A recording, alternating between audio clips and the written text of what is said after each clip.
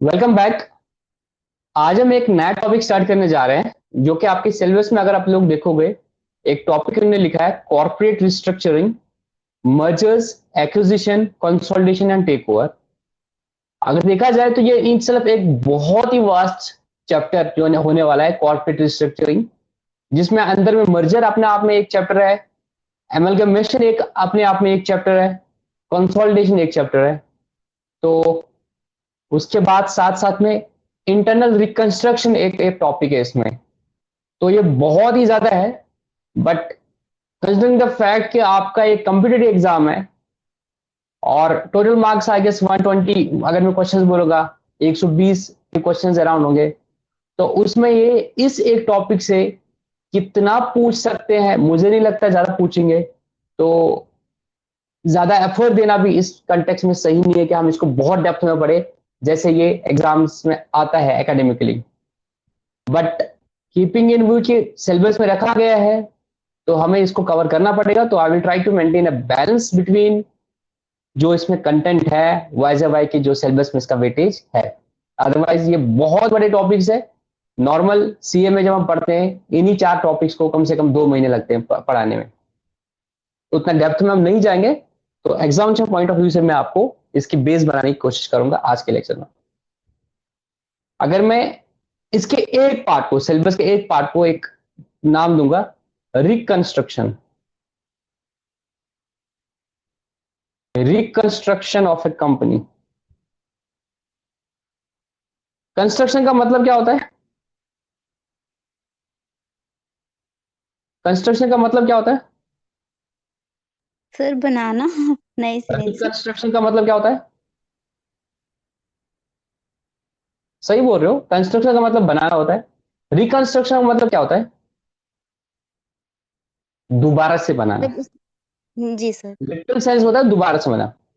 तो इसको अगर मैं सही बोलूंगा, it is actually restructuring of A company. क्या बोलते हैं? Restructuring of A company. Basically हमें क्या, हम अकाउंटिंग सीखने जा रहे हैं ना। अब देखो, जब आपका सिलेबस देखोगे 11th से लेकर 12th ऐसे जाकर कॉमर्स में सिलेबस, पहले क्या सिखाया? 11th में तो कंपनी के बारे में इंट्रोडक्शन भी नहीं कराया। 12th में थोड़ा बोला कि यार थोड़ा जान लो शेयर कैपिटल क्या होता है, डिबेंचर क्या होता है। फिर जो बीकॉम में आया तो फिर बोले कि कंपनी के फाइनेंशियल स्टेटमेंट बनाने सीख लो शेड्यूल 3 के हिसाब से। फिर आया बायबैक ऑफ सिक्योरिटीज हो जाएगा, उसकी अकाउंटिंग एंट्री सीख लो। फिर आया pre and post information, company के खर्चे होंगे उनका सीख लो। अब आया था कि अगर कंपनी का रिस्ट्रक्चरिंग हो गया, उसकी भी अकाउंटिंग तो आनी चाहिए आपको, बीइंग अकाउंटेंट्स।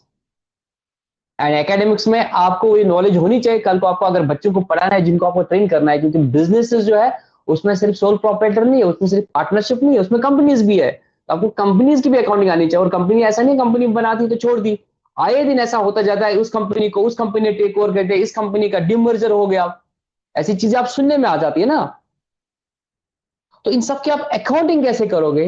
इसके लिए इन्होंने आपको बस एक सब्जेक्ट में रखा, बहुत कॉर्पोरेट रिस्ट्रक्चरिंग इन्होंने नाम रखा। आई गेस इन्होंने सिलेबस में ये नाम रखा, कॉर्पोरेट रिस्ट्रक्चरिंग।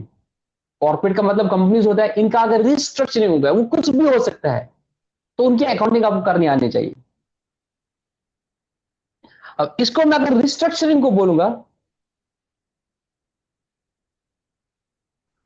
वो यूजुअली दो तरह की होती है। एक होती है इंटरनल, दूसरा होता है एक्सटर्नल। इंटरनल का मतलब क्या होगा? विद इन द कंपनी कुछ आपने रिस्ट्रक्चरिंग कर ली, उसको बोलते हैं इंटरनल रिकंस्ट्रक्शन। एक्सटर्नल रिकंस्ट्रक्शन मतलब क्या है? आउटसाइड द कंपनी कुछ हो गया, उसको बोलते हैं एक्सटर्नल रिकंस्ट्रक्शन। मैं आपको कुछ एग्जांपल्स देता हूं जिससे आपको ये चीजें समझ आ जाएगी। देयर इज दिस कंपनी, उसका नाम है अदानी। ठीक है, अदानी एंटरप्राइज है कुछ। ये अदानी एंटरप्राइज क्या कर रही है? ये देखती है there is this company Orient cement company, जो सीमेंट के बिजनेस में है। अब अदानी एंटरप्राइज क्या कर रही है? वो बोले कि मुझे मुझे ना, और मुझे सीमेंट के बिजनेस में जाना है। वन अदर तरीके से मैं अदानी सीमेंट्स बना दूं अपनी कंपनी, वैसे कर लूं। अनदर तरीका इज ये ऑरेंज सीमेंट्स को मैं टेक ओवर कर लूं। तब अदानी एंटरप्राइज ने क्या किया? ऑरेंज सीमेंट के जितने भी शेयर्स थे जितना जिस तरह से उसको रिक्वायरमेंट है, चाहे 50% से ज्यादा लेना है, 60% लेना है, या पूरा का पूरा शेयर लेना है, इसने इसके शेयर्स ले लिए। अब ऑरेंज ऑरेंज सीमेंट जो थे, ऑरेंज सीमेंट के सारे शेयर चले गए अदानी को। ठीक है। दूसरा तरीका क्या हो सकता है, अदानी बोलेगा ऑरेंज सीमेंट खत्म ही कर दो आप, ऑरेंज सीमेंट खत्म ही हो जाएगा, कंपनी खत्म कर देगा, इसको टेक ओवर करेगा, फिर खत्म ही कर देगा। जो पहला पार्ट था कि ऑरेंज सीमेंट को टेक ओवर किया अदानी ने, उसमें क्या हुआ, अदानी ने उनके शेयर होल्डर्स को या तो पैसे दे दिए, या तो बोला कि आप एक काम करो, या तो शेयर देके मुझे पैसा दे दो, मतलब मैं आपको पैसा दे दूंगा, आप अपने शेयर मुझे बेचो। या दूसरा तरीका होता है उस केस में, अदानी उसको बोलता है कि तुम ऑरेंज के शेयर्स मुझे दे दो, मैं तुम्हें अदानी एंटरप्राइज में से शेयर्स दूंगा, या अदानी शेयर से क्या दूंगा। उसमें अब ऑरेंज सीमेंट में क्या हो गया, ऑरेंज सीमेंट को टेक ओवर किया अदानी ने, तो इसको बोलते हैं हम टेक ओवर। इसके बाद कभी कभी क्या होता है, there are this two companies, I'll give the example.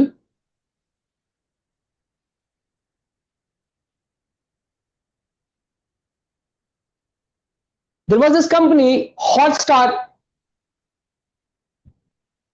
Private Limited.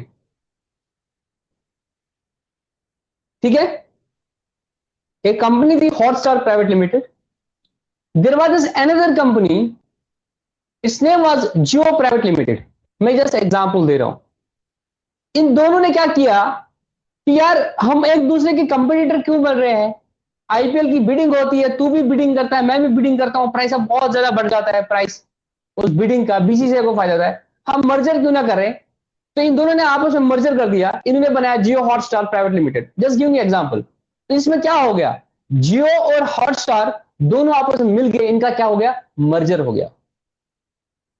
Again अगर आप देखोगे जियो कंपनी खत्म हो गई, हॉटस्टार कंपनी खत्म, एक नई कंपनी वजूद में आ गई, जियो हॉटस्टार प्राइवेट लिमिटेड। तो इस केस में क्या है, जियो कंपनी जो थी उसका रिस्ट्रक्चरिंग हो गया, हॉटस्टार कंपनी का रिस्ट्रक्चर हो गया, एक नई कंपनी वजूद में आ गई जिसका नाम है जियो हॉटस्टार प्राइवेट लिमिटेड।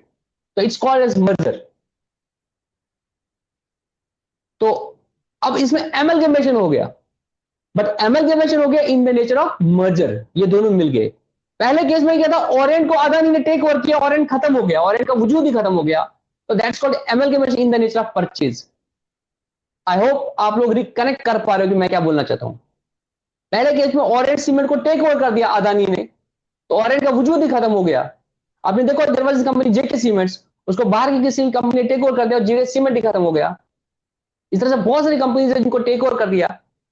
तो that's called as amalgamation in the purchase, amalgamation in the nature of merger का दूसरा best example, there was this Vodafone company in India, there was Idea company, दोनों की हालत खराब हो गई जब जियो आ गया, तो दोनों ने आपस में मर्जर कर दिया, वोडाफोन आइडिया एक कंपनी बना दी। तो अल्टीमेटली क्या हो रहा है, वो लोग कर रहे हैं, वो तो उनके CEOs board of directors decision ले रहे हैं, but you being the accountants of those companies, you need to know the accounting which you need to pass in the books of the accounts. आपको अकाउंटिंग क्या करनी है, आपको उस angle से देखना है। ये सब रिस्ट्रक्चरिंग होती है। तो ये जो मैंने अभी आपको बता दिए, इसको एक्सटर्नल रिस्ट्रक्चरिंग बोलती है, चाहे वो amalgamation in the nature of merger हो, जहां दोनों कंपनी मिलकर कर रही है, A plus B is equal to C, this is the typical example of merger. A company थी, बी कंपनी, सी कंपनी बन गई। दूसरा क्या है, ए प्लस बी थी, अब ए ही रह गई, बी का वजूद ही खत्म हो गया। Typically what Adani and Ambani are trying to do in India, जो भी छोटा छोटा प्लेयर है उसको टेक ओवर करके खत्म। वो don't want any competitor in between. जहां लग रहा है कि सामने वाला बंदा पैरेलल टक्कर देने वाला है, यहां तो amalgamation in the nature of purchase नहीं होगा, वहां amalgamation in the nature of merger का वो कर लेते हैं। ठीक है ना, मिलके खाने वाली बात हो जाती है। दूसरा होता है इंटरनल रिकंस्ट्रक्शन। इंटरनल रिकंस्ट्रक्शन का मतलब क्या है, कंपनी बंद नहीं हो रही है, कंपनी को कोई टेक ओवर नहीं कर रहा है, बट क्योंकि कंपनी की हालत खराब है, हम कंपनी को इंटरनली रिस्ट्रक्चरिंग कर लेते हैं, कंपनी को इंटरनली रिस्ट्रक्चरिंग कर दे, उसको बोलते हैं इंटरनल रिकंस्ट्रक्शन। इसका एग्जांपल मैं आपको देता हूं। There is this company called JKSRTC। Just give you an example. Imagine JKSRTC is a company जिसकी हालत खराब हो गई है, बहुत ही हालत खराब हो गई है। अब ये कंपनी लॉसेस में है, ये कंपनी लॉसेस में है। ये नहीं समझना ये सरकारी कंपनी है, आप समझना ये कंपनी है जिसकी हालत बहुत खराब हो गई है। अगर मैं टिपिकल फॉर्म में इसकी बैलेंस शीट बनाऊंगा, there is share capital, suppose इसकी शेयर कैपिटल 10 लाख है, there is this profit and loss का डेबिट बैलेंस है। अगर मैं पुराने फॉर्म में दिखाऊंगा, यहां पे ये फिक्स्ड एसेट है 5 लाख के, करंट एसेट है 3 लाख के, पीएनएल का डेबिट बैलेंस है 15 लाख का, और यहां पे लोन जो है वो 13 लाख का है। अगर कंपनी का लिटरली देखा जाए तो बैलेंस शीट इस तरह से कुछ है, कंपनी लॉस में होते होते 15 लाख का लॉस हो गया है, 15 लाख का लॉस हो गया है इस केस में। या मैं थोड़ा सा इसको थोड़ा ज्यादा नहीं दिखाऊंगा, एसेट्स 8 लाख के है अर्थ का,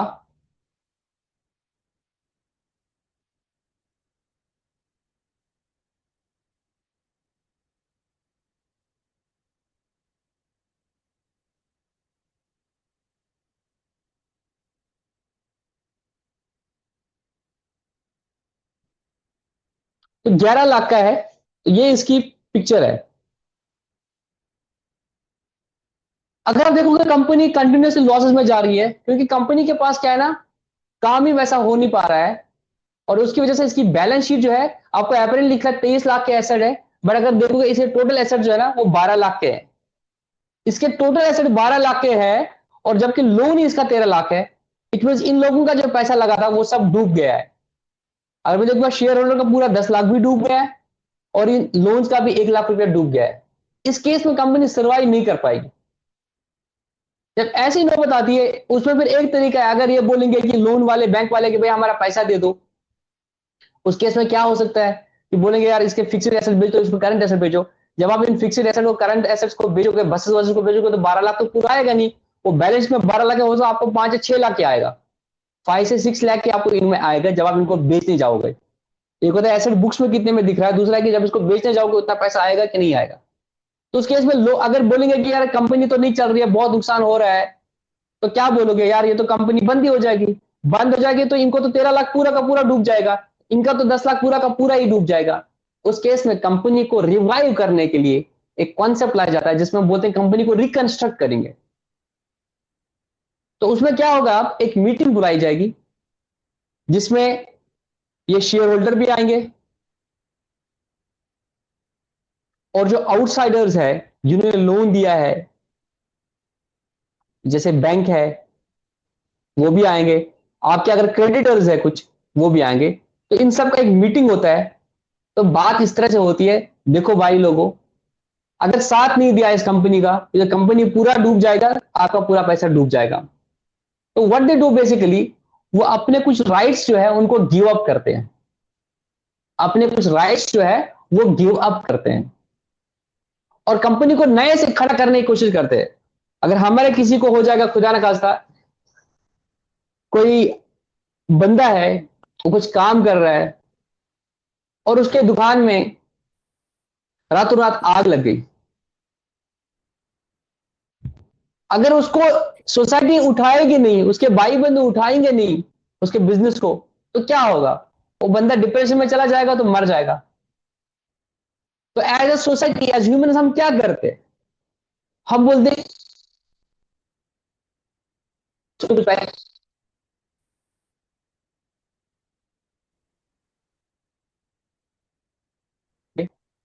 तो 1 लाख का तो वो भी ठीक है, चल 2 लाख रुपया और ले ले फिलहाल मेरे से, 5 और 2 7 लाख हो गए थे, 4 लाख में तेरे को माफ कर रहा हूं, ये 3 लाख मुझे बाद में लौटाना जब तेरे पैसे आ जाएंगे। तो अगर मैं नहीं देता तो कुछ नहीं हो जाता, क्योंकि वो उठता ही नहीं पाता।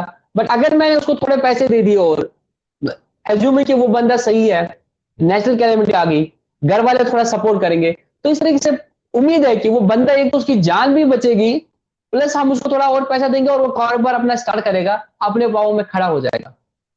ऐसा हम करते हैं रियल लाइफ में। तो कंपनीज में कैसा होता है, अगर लग रहा है कि कंपनी की हालत बहुत खराब है, माली हालत बहुत खराब है, तब ये जो स्टेक होल्डर्स होते हैं कंपनी के, ये आपस में आ जाते हैं, बोलते हैं ठीक है, हम कंपनी को दोबारा से रिस्ट्रक्चर करेंगे, कंपनी को दोबारा से उठाने की कोशिश करेंगे। तो उस केस में क्या होगा, शेयर होल्डर बोलेंगे देखो हमने 10 लाख की कैपिटल लगाई है इसमें, अब अगर हम अभी कुछ नहीं करेंगे तो 10 लाख का 10 लाख डूब गया। एक काम करते हैं, हम अपना राइट जो 10 लाख का है उसमें से सपोज 8 लाख का राइट जो है वो वेव करते हैं, 8 lakhs का या फॉर दैट मैटर 7 lakhs का जो राइट है हमारा वो वेव करते हैं। तो ये अब शेयर होल्डर क्या बोलेंगे कि हमारी कैपिटल जो है वो अब 10 लाख नहीं है, हम बोलेंगे कि हमने कंपनी को 3 लाख की दिया है। तो अगर मैं अब इसको कंपेयर करने के लिए बना दूंगा तो it will be like this. अब शेयर होल्डर बोलेंगे ठीक है, हम ये मानेंगे कि हमने क्या किया है, हम ये मानेंगे कि हमने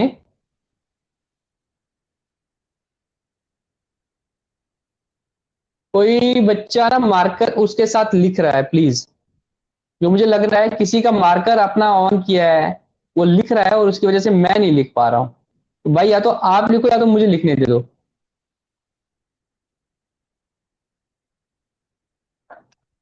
ठीक है दोस्त।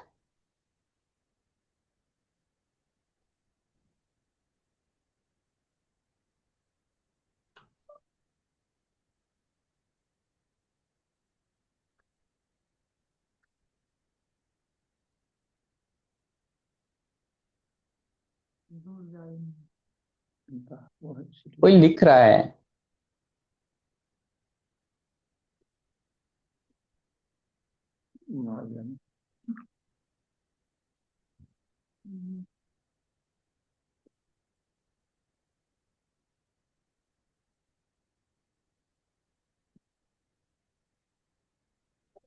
आपके घर में बात मालूम क्या हो रहा है?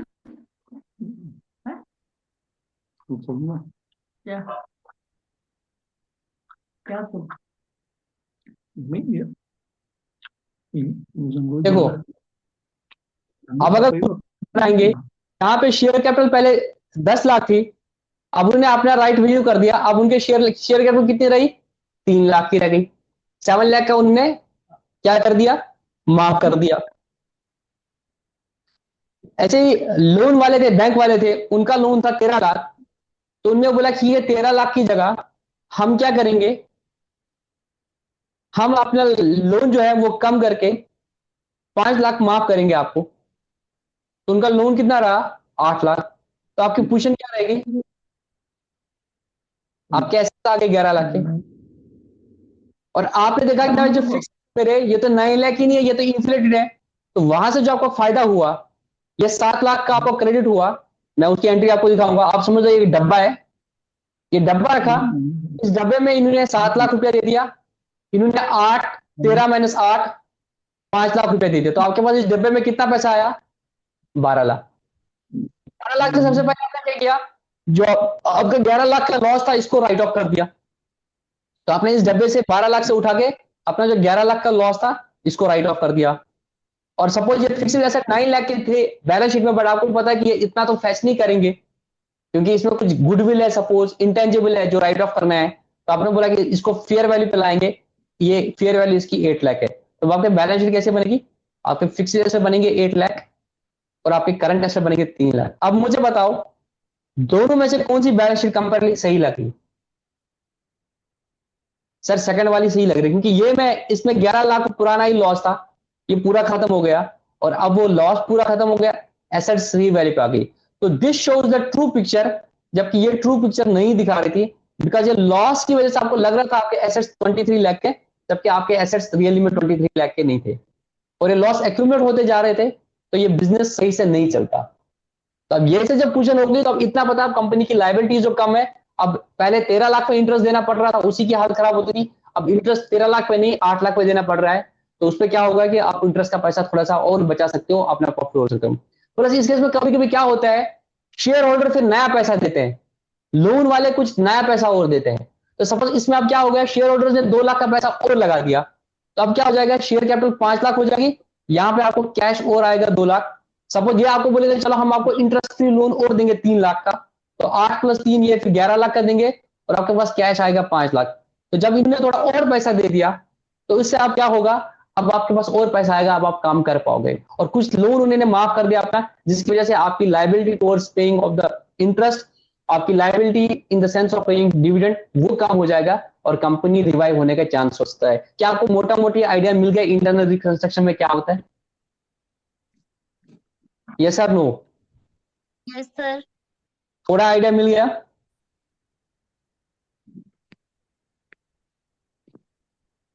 जी सर। आज अटेंडेंस बहुत कम है, don't know the reason. Eid तो अभी है नहीं, ईद तो परसों है। Возьми металл, а тут говорим,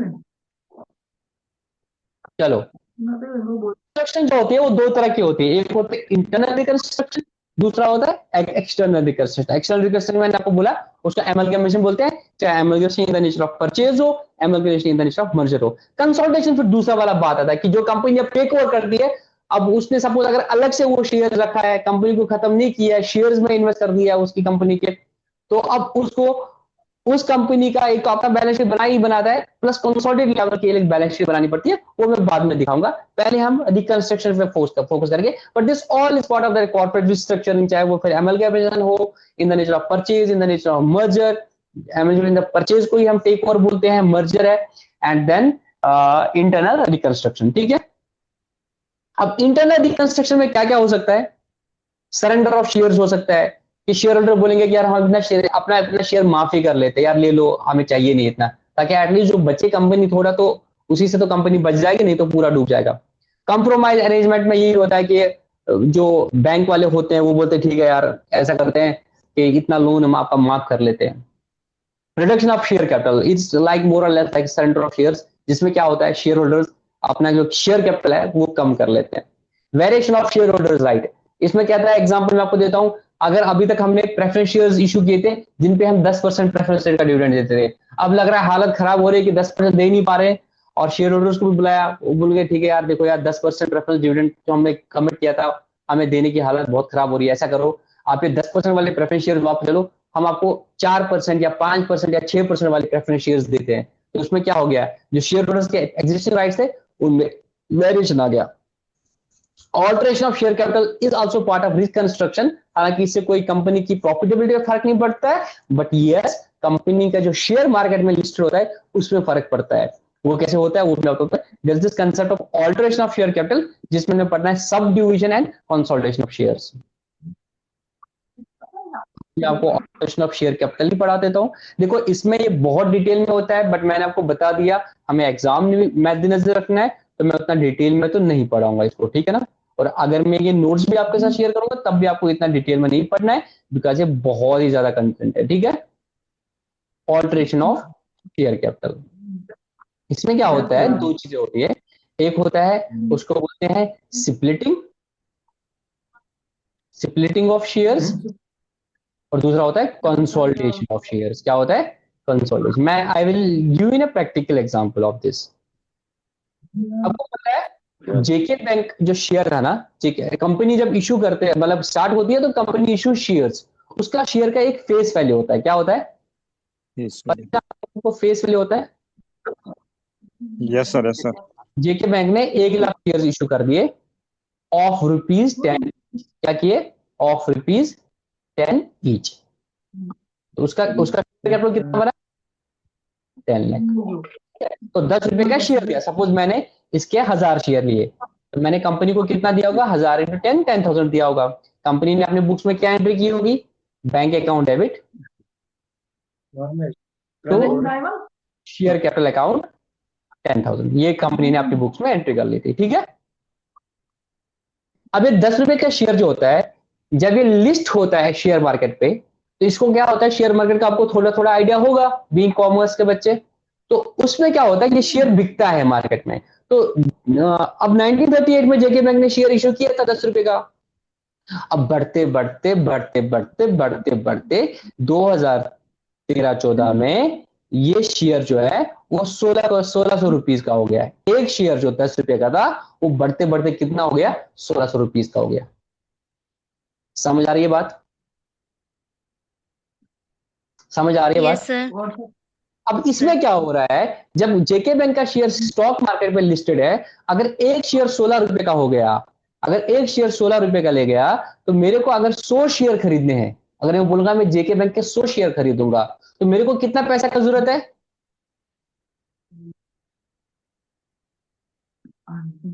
मेरे को 1,60,000 रुपया जरूरत है। तो anyone trying to purchase shares of JK bank need to have at least this much amount. अगर मैं कुछ नहीं बोलूंगा, मेरे पास 16,000 रुपया होना है। बिल्कुल सर अपना इसी तरह से कंपनी का कोई कोई होता है शेयर बहुत बढ़ता है। आपको पता है एमआरएफ का शेयर जो 10 रुपए का था, वो कितनी वैल्यू होगी आज की डेट में एक शेयर का? Anyone among you knowing the value of the share of MRP presently? हमें कोई डिस्टर्ब कर रहा है, ये म्यूट पे नहीं रखता है सर। अच्छा, मैंने सबको म्यूट कर दिया। अब जो जवाब देगा वो अनम्यूट कर देना। क्या आपको पता है एमआरएफ का एक शेयर का वैल्यू कितना है? It is around 82,000। एमआरएफ का एक शेयर का वैल्यू 82,000 है। जब स्टार्ट हुआ था 10 रुपए का हुआ था सपोज। अब मुझे बता, अगर मैं एमआरएफ का शेयर खरीदना चाहता हूं आज की मार्केट में और मेरे पास 40,000 रुपए है, तो क्या मैं एमआरएफ का शेयर खरीद पाऊंगा? Yes sir, no? No sir. No sir. अब इमेजिन करो कंपनी के पॉइंट ऑफ व्यू, तो ठीक है मैं तो नहीं खरीद पाऊंगा, that's one thing, but company के पॉइंट ऑफ व्यू से आपको नहीं लगता कि ये एक इशू है, लिक्विडिटी इशू? क्या है इसको बोलते हैं? Liquidity issue. जब आप शेयर खरीदते हैं, कोई बंदा शेयर क्यों खरीदता है? उसमें एक एडवांटेज होता है कि भाई ये लिक्विड है। लिक्विड है मतलब मेरे को जब भी पैसा चाहिए तो मैं अपना शेयर मार्केट में बेच दूंगा। समझ आई बात? मैं जमीन नहीं खरीद रहा हूं, मैं प्रेफर करता हूं आज की डेट में शेयर मार्केट में पैसा लगाना। उसमें एक बहुत बड़ा रीजन होता है किसी भी बंदे का कि भाई एक तो रिटर्न पे मिलेगा कि कंपनी इससे प्रॉफिट कमाएगी तो मेरा शेयर का वैल्यू बढ़ेगा। दूसरा ये होता है जब भी मुझे पैसे की जरूरत पड़ेगी, मैं क्योंकि शेयर इनका लिस्टेड है, मैं उस वक्त रातों रात आज बेच दूंगा, 2 दिन में मेरे अकाउंट में पैसे आएंगे। इसलिए तो लोग शेयर मार्केट में पैसा लगाते हैं। मैं जमीन में नहीं लगाता हूं कि भाई मेरे को अगर कल को पैसे चाहिए होंगे, मैं द्राल वाल साड़ून मुश्किल सान मैं वो बेच पाता हूं। और जब मजबूरी होती है वो उसको उतने पैसे तो आते नहीं है, बिकॉज उस वक्त हर कोई बंदा देखता है कि इसको मजबूरी है बेचने की, तो मेरे को सस्ते दामों में बेचना पड़ रहा है। मगर अगर मैं शेयर खरीदता हूं तो उसमें क्या होता है कि मेरे को रेडिली मैं उसको मार्केट में, आज मुझे पैसे की जरूरत पड़ गई, 2 दिन का सबर करना है, कल सुबह मार्केट खुलेगी, मैं अपने शेयर बेचूंगा, जो भी मार्केट प्राइस होगा उस वक्त मुझे रियल टाइम इसमें मिलेगा। बट जब शेयर की वैल्यू बहुत ज्यादा होती है, वो इजीली ना सेल होता है ना इजीली बाय होता है, बिकॉज बेचने वाले को भी एक शेयर खरीदने के लिए इतना पैसा चाहिए और बेचने वाले के लिए भी वहां पे सामने वाला बंदा होना चाहिए। तो जब शेयर का वैल्यू बहुत ज्यादा बढ़ता है तो कंपनी का जो शेयर का लिक्विडिटी होता है वो कम होता है, because the buyers who can afford that much amount is very few. Make sense? तो उस केस में कंपनी क्या करती है, कंपनी अपने शेयर को स्प्लिट करती है। क्या करती है? स्प्लिट करती है। जैसे जेके बैंक ने उस वक्त किया था, उन्होंने बोला अब जो हमारे शेयर्स है उनका फेस वैल्यू 10 नहीं रहेगा, उसका फेस वैल्यू 1 रहेगा, उसका फेस वैल्यू 1 रहा। तब उन्होंने मुझे अप्रोच किया, लतीफ आपके पास जेके बैंक के 1000 शेयर है ना, तो आप काम करो, ये 1000 रुपए के जो सर्टिफिकेट आपका है जिसमें लिखा है कि आपके पास 1000 शेयर है 10 रुपए के, ये आप वापस दे दो, हम आपको नया सर्टिफिकेट देंगे। उस वक्त तो क्या करेंगे फिर, मुझे मेरे से वो सर्टिफिकेट वापस देंगे जिसमें लिखा था कि इसके पास हमारे 1000 शेयर है जिनकी फेस वैल्यू 10 है, और वो मुझे नया सर्टिफिकेट इशू करेंगे, बोलेंगे आप इसके पास कितने शेयर है, इसके पास 10,000 शेयर है जिनकी फेस वैल्यू 1 है। अब मार्केट में क्या हो जाएगा, अब जब ये शेयर था 1600 का एक शेयर था, अब इसके कितने हिस्से हो गए, 10 हिस्से हो गए, इसको डिवाइड बाय 10 करो, अब इसके भी 10 हिस्से हो जाएंगे, तो एक शेयर का वैल्यू कितना हो गया, 160।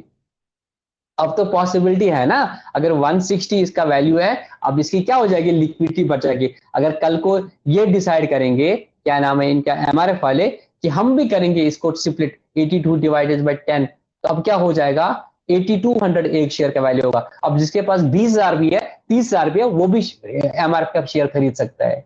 तो उसमें आपने क्या किया, बड़े शेयर को स्प्लिट किया छोटे शेयर्स में। तो व्हाट यू डिड बेसिकली, आप एग्जिस्टिंग शेयर होल्डर से वो पुराने सर्टिफिकेट वापस लेते हो और उनको नए सर्टिफिकेट इशू करते हो। तो डीमैट में बेसिकली क्या होता है, अभी आज के डेट में डीमैट में होता है, तो आप उनका हटा के नॉमेनक्लेचर चेंज करके 10 रुपए की जगह 1 रुपए का करते हो। बट यू बीइंग अकाउंटेंट आपको अकाउंटिंग एंट्री करनी है। जब आपने उससे शेयर दे दिए थे, आपने एंट्री क्या की थी, bank account debit to share capital. अब उसको क्या बोलोगे कि वो शेयर्स वापस दे दे। जब वो शेयर्स वापस देगा तो एंट्री क्या हो जाएगी सर, एंट्री हो जाएगी सर, एंट्री ना कुछ इस तरह से हो जाएगी सर, एंट्री हो जाएगी, हम उसे शेयर वापस लेंगे और हमारी पता है सर एंट्री क्या होगी, एंट्री होगी share capital account debit, share capital account, इसमें ब्रैकेट में लिखेंगे 10 डेबिट, कितना, सपोज टोटल 1 लाख 10 लाख था, 10 लाख का डेबिट करेंगे, और टू शेयर कैपिटल,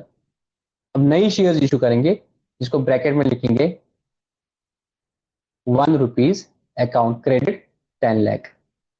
तब आपने क्या किया है, जो 10 लाख के शेयर्स थे, एक मिनट होल्ड करना, मेरी मेरी क्लास चल रही है,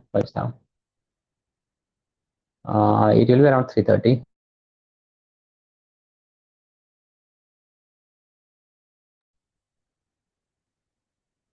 सॉरी।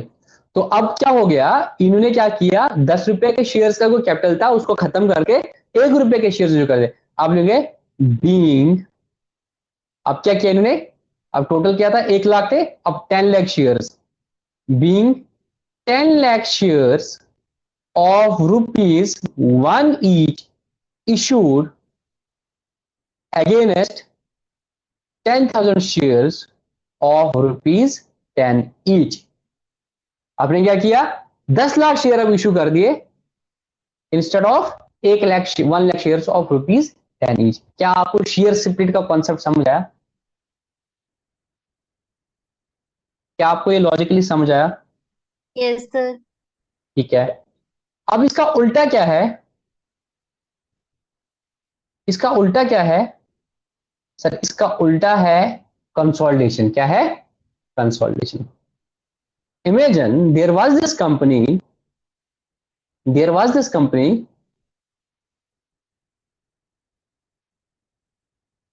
जिसने क्या किया दोस्तों,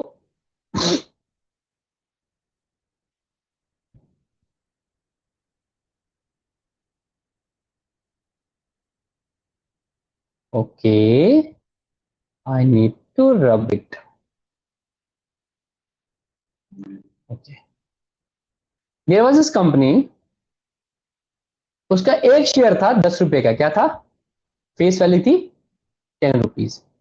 इस कंपनी का शेयर जो है ना वो गिर गया, इतना गिर गया, लॉस हो गया, लॉस हो गया, लॉस हो गया। अब इसकी वैल्यू की पता कितना रहा, 0.5 रुपीज रहा। क्या रहा, 0.5 रुपीज। बहुत लॉस में चला गया शेयर, तो इसका जो मार्केट इमेज खराब होगी, 0.5 रुपीज हो गई।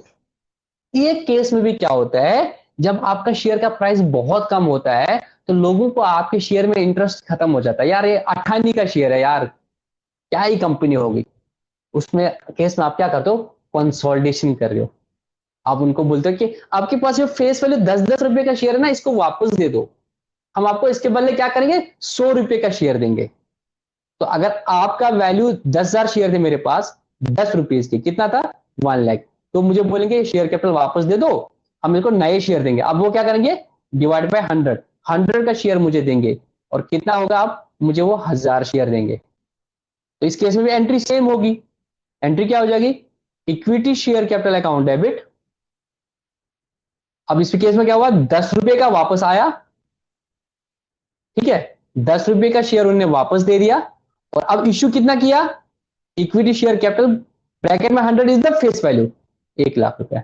अब क्या बोलेंगे, being 1000 shares of rupees 100 each issued against 10,000 shares of rupees 10 each. अब क्या हो गया, मार्केट में क्या हो गया, अब 0.5 का वैल्यू था, अब ये 10 मिलके हो गए इंटू 10, तो इसका वैल्यू 5 रुपीज हो गया। तो थोड़ा अब इसका शेयर इतना हो गया कि लोग अब इसमें खरीदने के इंटरेस्टेड हो गए, पहले केस में इसमें इंटरेस्ट नहीं थे। तो जब आपका शेयर फेस वैल्यू से कम हो जाता है, और बहुत कम हो जाता है, उसमें you refer to the consolidation. और जब उल्टा होता है, शेयर प्राइस बहुत ज्यादा बढ़ जाता है, तो उसमें लिक्विडिटी लाने के लिए आप क्या करते हो, शेयर को अपने स्प्लिट करते हो। ठीक है, यहां तक समझ आया,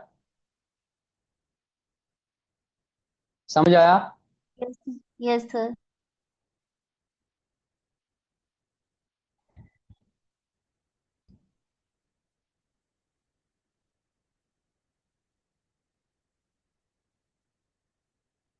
इंटरनल रिकंस्ट्रक्शन एक्शन रजिस्टर में डिटेल में तो पढ़ा दूंगा। ऑल्टरेशन ऑफ शेयर कैपिटल मैंने आपको बता दिया। जैसे कंपनी थी with A capital of rupees 10,000 divide into 10,000 equity shares on which 75 is paid up. अब कंपनी डिसाइड कर रही है कि रीऑर्गेनाइज करेंगे 100 जो शेयर था उसकी जगह क्या करेंगे 10 रुपए के शेयर इशू करेंगे। तो अब क्या करेंगे 100 वाला शेयर जो है वापस लेंगे, उसको डेबिट करेंगे और 10 रुपीज वाला शेयर इशू करेंगे। अब यहाँ पे 75 क्यों था, क्योंकि ये 100 में से 75 अभी तक पेड अप था। अब 10 में से कितना हो जाएगा पेड अप, 7.5 पेड अप हो जाएगा। ठीक है ना। और इसका उल्टा है जब आप स्प्लिट करोगे। ठीक है, तो आज से हम लेक्चर यहीं रखेंगे क्योंकि इसमें कंसेप्ट बहुत ज्यादा है। अब देखो अगर वेरिएशन ऑफ राइट कर दिया, मतलब जैसे प्रेफरेंस शेयर्स थे उनको आपने पहले 10% के दिए थे, अब आप उनको 8% का दे रहे हो, तो आप क्या करोगे 10% वाले को डेबिट करोगे बिकॉज वो आपके पास वापस आ रही है। अब नई लायबिलिटी आपकी इशू हो रही है 8% वाली, तो 8% वाले क्रेडिट करोगे। ठीक है, आज हम इतना ही करेंगे जहां पे सिर्फ आपका क्या हो रहा था, शेयर का क्या हो रहा था, नॉर्मल क्लियर चेंज हुआ है। 10 रुपए की जगह 1 रुपए वाला इश्यू कर रहे हो, 10 रुपए की जगह 100 रुपए वाला इश्यू कर रहे हो, तो वो होता है ऑल्टरेशन। कल हम करेंगे रिडक्शन ऑफ शेयर कैपिटल, जहां पे ऐसा हो रहा है कि हालत खराब हो रही है और शेयर होल्डर अपना कुछ पैसा कंपनी को दे रहे हैं, उसको हम रिडक्शन ऑफ शेयर कैपिटल बोलेंगे और उसको इंशाल्लाह हम कल के लेक्चर में करेंगे। ठीक है, आज इतना ही रखेंगे। किसी को यहाँ तक कोई डाउट? सर स्प्लिटिंग और ये जो कंसोलिडेशन है, consolidation of shares, sir in both cases amount, total amount remain same sir. What total amount remain same, yes. Sir it's then what is the only requirement? it's only being, शायद आप late आए class में, it's only being done for increasing the liquidity of the share। दोस्त मैं use गए खुशुक गए मैं तवा ये वना कि जब एमआरएफ का शेयर 82,000 तक पहुंच गया तो कोई शेयर होल्डर उसको खरीद नहीं पा रहा इजीली, बिकॉज मेरे को अगर एमआरएफ का शेयर खरीदना है तो मेरे को 82,000 होना चाहिए ना दोस्त, तभी तो मैं एमआरएफ का शेयर खरीद पाऊंगा। सिमिलरली मुझे अगर बेचना है शेयर तो सामने वाला कोई होना चाहिए जिसको 82,000 पैसे हो उसके पास। इसी तरीके से अगर कंपनी कोशिश करेगी कि इस शेयर को स्प्लिट करेगी, वो 82,000 का एक नहीं करके 10 करेगी, तो 8200 के और 10-10 शेयर अगर इसको बनाएगी तो अब क्या होगा, मेरे शेयर की लिक्विडिटी बढ़ जाएगी कि कोई भी बंदा अगर उसके पास 8,000 भी है 16,000 भी है वो खरीद पाएगा मेरा शेयर। तो श्योर सर, शेयर दैट की liquidity, sir that is the case of splitting, but consolidation में सर क्या होता? कंसोलिडेशन का भी मैंने लॉजिक बोला था, पता नहीं आप क्लास में थे कि नहीं थे। कंसोलिडेशन का मैं ये भी लॉजिक बताया, जब शेयर का प्राइस बहुत गिर जाएगा, सपोज 10 रुपए का शेयर 0.5 हो गया, उसमें उस शेयर के लिए बाकी सब लोगों का इंटरेस्ट खत्म हो जाता है। यार 18 का शेयर है कौन लेगा इसको, तो उस केस में कंसोलिडेशन की जरूरत पड़ती है। यस सर, ओके गॉड तो सर। फिर कंसोलिडेशन की जरूरत पड़ेगी यार, 5 रुपए का 6 रुपए का 7 रुपए का शेयर बनेगा, दिखने में थोड़ा अच्छा लगेगा। ठीक है, ओके सर। और किसी का कोई डाउट, किसी साथी का कोई डाउट? चलो आज इतना ही रख लेते हैं, कल हम रिडक्शन ऑफ शेयर कैपिटल कर लेते हैं और आहिस्ता आहिस्ता कोशिश करेंगे इसको फिर जल्दी खत्म करेंगे। हम ज्यादा खींच भी नहीं पाएंगे इसको क्योंकि वेटेज के हिसाब से मुझे नहीं लगता है कि बहुत ज्यादा मार्क्स आ जाएंगे, बट क्योंकि सिलेबस पे रखा है हम स्किप भी नहीं कर पाएंगे इसको। ठीक है, चलो गुड नाइट, अल्लाह हाफिज।